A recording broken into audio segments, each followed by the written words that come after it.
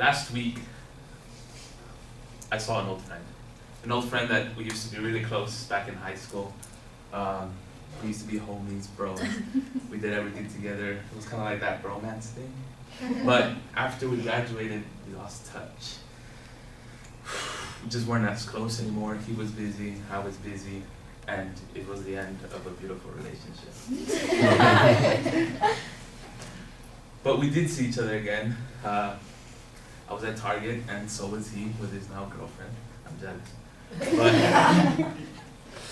and we said, "Oh, hi, what's up?" You know, we hugged and everything. We said how much we missed each other. But the truth was, we didn't really miss each other.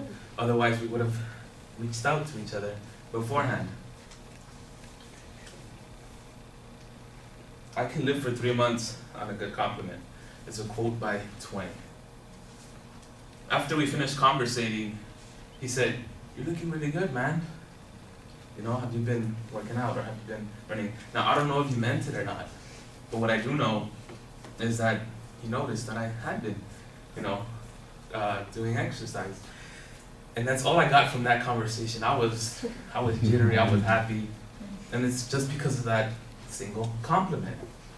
Now, for someone who doesn't get as many compliments as, I don't know, I guess, better looking people that are used to these compliments, they mean the world to us. I mean, it boosts our self-esteem. It makes us feel better about ourselves. So today, we're just going to briefly go over on how you should compliment others only if you sincerely mean it. Don't go up to someone and say, "Oh, I like what you're wearing today," when in reality, it's the worst thing you've ever seen.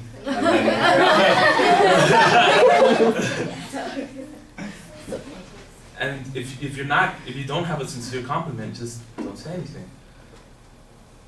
The cliche of, you know, if you don't have anything nice to say, don't say it, is true. It holds true to many standards. For example, you're a lot bigger than I am. Do you work out?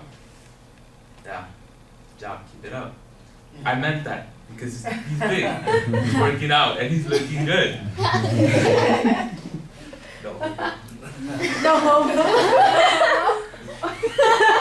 And I hope that compliment will boost it. I mean, later on, he's gonna remember, "Hey, someone said I look good today," and it's gonna boost his self-esteem because I meant it. If I didn't mean it, he could have.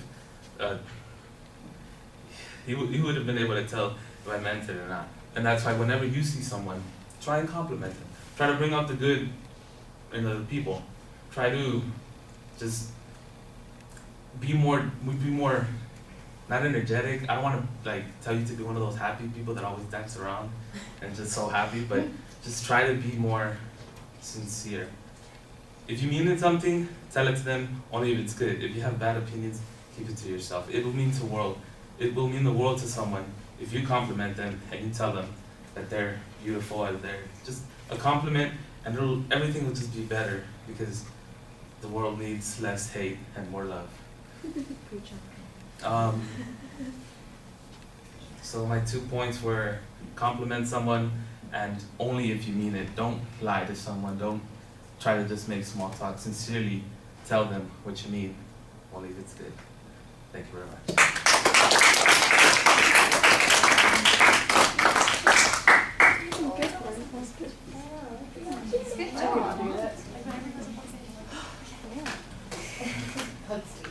On stage?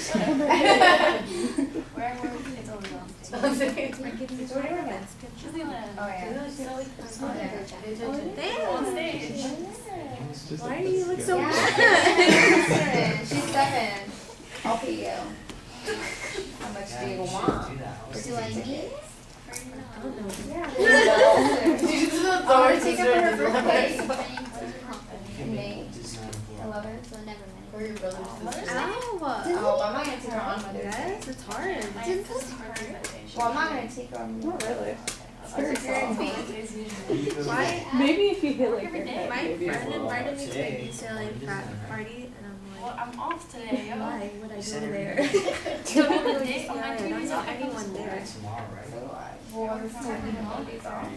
Yeah, All but right, Frank, I thought the opening story was fine, although the connection to the compliment was a little bit of a stretch because it seemed like you just remembered to add the compliment after you told us the story. I think the story about him telling you the compliment first would have made it work a little bit better. Your goal, talking about complimenting, was fine. I do think that you need to structure a little bit more at the beginning of the speech. At the end, you try to do that, although in the end, it does feel like you have to draw attention to the fact that you're doing so. And you did have a good exit line that you kind of stepped on, and then you kept going with that summary. So I think that you missed an opportunity to be a little bit more graceful at the end and trying to be more organized. The examples that you came up with, they were fine, although they did seem a little repetitive, and sometimes it seems like you're saying the same thing, just a slightly different way. It was still okay. You made some sense about what the subject was about. Presentation issues, your voice projects pretty well. You're usually clear, although sometimes it looked like you were chewing gum or shifting your tongue from one side to your mouth or something that was going on there. And that doesn't quite slur the words, but it does give them a little bit of a different angle. So I think I would probably be careful about that. It felt slow at the beginning of the speech, like you were hesitant, and then you got into a more naturalistic pace during the presentation. Your gestures, look, you do have a few indicators, but every time you get done with the indicator, that one hand goes back in your pocket like I don't know what to do with it, so I'm just going to put it here for the moment. And that really feels obvious when you're doing that. Your facial expressions are fine. I thought you had pretty good eye contact, except sometimes it feels like you're looking at us through slightly closed eyes. I don't know if that's your natural position. You got kind of sleepy eyes or something like that. Sometimes there are people who do have that sort of thing. But there were so many times when I looked at you and you're looking at us and you are bright-eyed and looking out at us. And so when you do seem like you're closing your eyes a little bit, it's more noticeable. So I'd be careful about that. That is gum, isn't it? Yeah. Shame on you. Oh, I have to beat him a little bit. All of your anxiety is coming out in your feet and your hands. And the body movement, that's the one thing that I was going to say right away. You are bouncing from one foot to the other constantly during the presentation. That's where all the anxiety seems to be coming out. And you've got to get a little bit more control over that. All right, thank you. Since we don't have another